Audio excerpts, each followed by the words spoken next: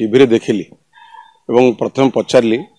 आम लोक मानू जे कौन कही ना मुझे खबर पाइली जे बिरजा प्रकल्पर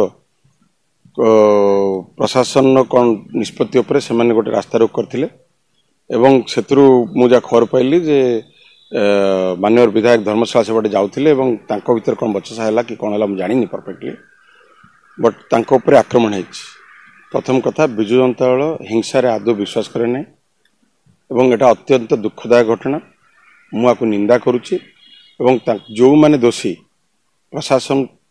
को संपूर्ण सहयोग करा जो माने दोषी अरेस्ट करने एटा गोटे भाववेगर चली आंदोलन से आंदोलन भितर कौन घटी एक्जाक्टली मुझे जानी नहीं किंतु कौन सी हिंसात्मक कथा को आदौ प्रश्रय दि जाव नहीं मु भी किसी खबर पाइली से दुकान बजार को भी किसी समर्थक मैंने आसी भंगाभंगी करछंती ना एपट हिंसा को प्रश्रय दि जाव ना सेपट हिंसा को प्रश्रय दि जाव प्रशासन जहाँ सहयोग चाहिए आम करूँ और मुझे खबर पाई बिरजा प्रकल्प उपर से मैंने रास्ता रोक करते भितर ये अघटन घटी किंतु ये घटना को संपूर्ण भाव में